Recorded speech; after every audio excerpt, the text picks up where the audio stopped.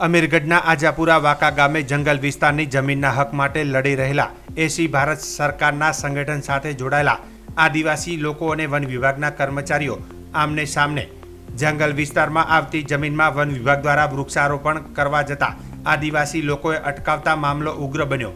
આજાપુરા વાકા ગામે જંગલ વિસ્તારમાં આવેલી જમીન મામલે વન વિભાગના કર્મચારીઓ તેમજ રેવન્યુ અને અમીરગઢ પીએસઆઈ સહિત પોલીસ સ્ટાફ આજાપુરા વાકા ગામે ઘસી આવ્યા હતા।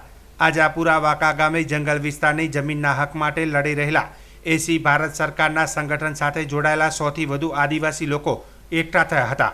જંગલ વિસ્તારની જમીન મામલે વન વિભાગના કર્મચારીઓ અને પોલીસની હાજરીમાં એસી ભારત સરકારના સંગઠન સાથે જોડાયેલા આદિવાસીઓ સાથે બેઠક યોજાઈ હતી।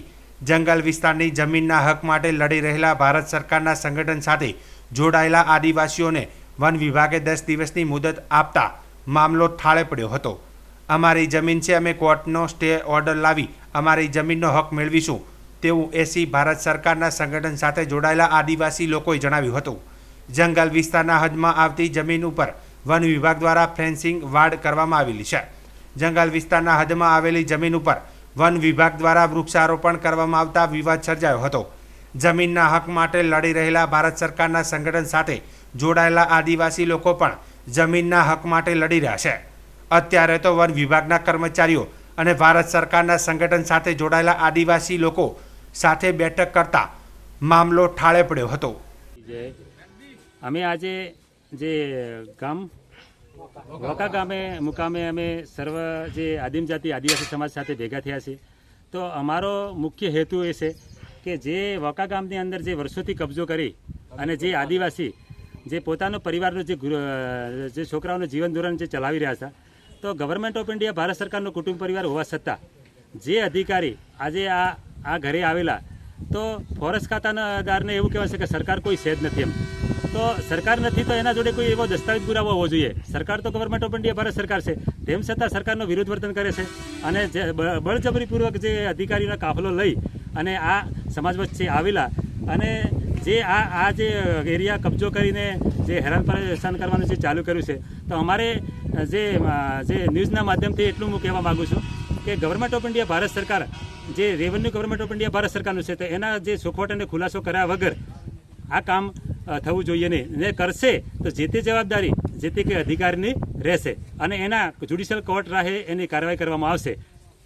આજરોજ આજાપુર નાના ગામે અમીરગઢ ખાતે કિરણભાઈ કાનાભાઈ દ્રાંગી જે જંગલને અડીને આવીને એમનું ખેતર છે, ત્યાં એસી ભારત સરકાર નામના સંગઠનના 150 જેટલા લોકોને ભેગા કરી અને વન વિભાગની જે ચાલુ સાલની વાવેતર કામગીરી છે એ ગત 5/7/2012ના રોજ અટકાવે અને એના સંદર્ભે એમનું જે દાતા સિવિલ કોર્ટમાં કેસ ચાલે છે એ અંતર્ગત એમને કહેલું કે 11 તારીખ સુધી અમે સ્ટે લાવીશું અને જો ના લાવી શકીએ તો કામગીરી કરવી એવી વાત થઈ હતી।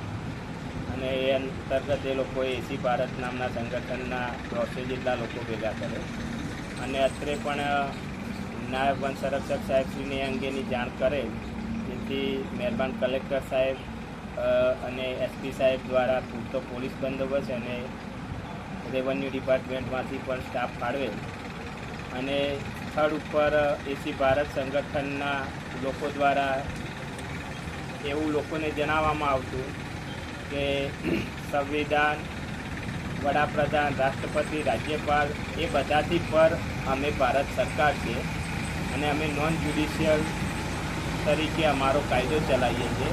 જ્યુડિશિયલ કાયદો એ અમારા નોન જ્યુડિશિયલના અંડરમાં આવે છે, અમે જ્યુડિશિયલ મેટરમાં માનતા નથી।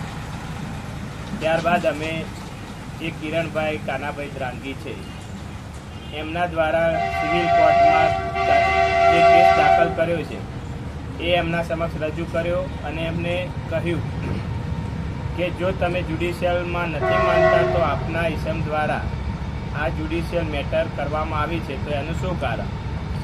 ત્યારબાદ એ લોકો અમારી વાત સાથે સંમત થયા અને હજુ એક તક 10 દિવસમાં સ્ટે લાવવા માટેની માગી છે અને ત્યારબાદ રાજી ખુશીથી વૃક્ષારોપણ જે બાકી છે 1000 જેટલા રોપાનું એ કરવા માટે સંમત થયા છે અને હાલ શાંતિપૂર્ણ વાતાવરણ સાથે આ વાતચીતનો અંત લાવે છે.